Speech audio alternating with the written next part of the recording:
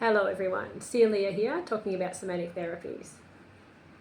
Who out there is feeling angry?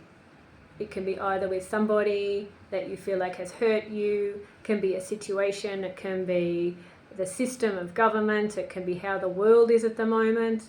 Whatever the situation is that you feel really upset or sad or angry, and it's because of a situation you don't have any control over. And that makes it feel even worse. And when you check in with your body about how it feels awful. I don't know what it feels like for you, but I feel this sinking feeling in my stomach, or I feel this rage in my chest, and then I feel this sort of rage blanketed with this sense of heaviness, of powerlessness. And that's what it feels like when we blame, because we give our power away. And I had a situation recently where I met somebody, and initially I thought they were really nice, but the next time I met them, I felt like they dismissed me. They really weren't connected at all. It was a professional that I was doing a family constellation with. They were doing one for me. And initially I was really excited and thought that she really got me. And then the next time I met with her, when we were to do the constellation, I was really suddenly feeling unsafe with her emotionally, because I felt like she was just flippant and not really there. And then I started to blame her for how I was feeling. And I keep seeing her around because she's part of the community that I'm around at the moment, and she's been there for a long, long time, so she's not going anywhere. So there's no point in me thinking, oh, don't worry, she won't be here for long. She's going to be here for a while. So I then remembered that moment I had a while ago, a couple of years ago, where I really realized that my experience when I'm to do with anybody else or any situation is 100% mine, my responsibility, nobody else's. It doesn't mean that I'm responsible for other people's stuff, that's theirs, I don't take that on.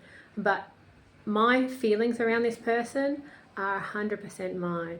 And in that moment, it felt really liberating, but also very uncomfortable, because I felt all the feelings that I had that I was able to avoid when I was pointing a finger, because I could feel anger instead, or frustration, or blame it on her. And the reality is, actually, my experience is my experience. Whatever buttons are being pressed in me are being pressed in me, and they're mine to deal with. And I can spend time with this person or not. That's a whole different choice. But I need to deal with my experience. And then I felt like she didn't have the same ability to affect me after that. I'd walk past her, and whether I said hello or not didn't really matter, because it wasn't about her.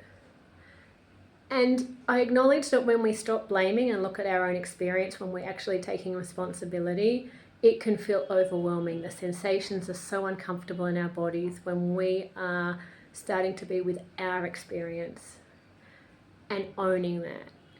And it can feel like a lot. So I just acknowledge that, but I do invite you to also look at how empowering it is, because we're no longer at the mercy of what's happening externally for how we're feeling, and we can start to deal with what's happening internally, and that actually is really liberating. So underneath the discomfort of taking responsibility for what we feel internally, we're not taking responsibility for the way the world is, but our experience in our own body, in our own skin, in our own mind is completely our own. So I'll leave that with you. You can do what you like with that, but I really invite you to take it on and see how it feels. Longer term. Short term, you'll hate it. Short term, you'll be like, Celia, that's terrible, I hate it. Nope, you're wrong. But when you really sink into it, it's incredibly freeing. So thanks for listening. See you next time. Bye.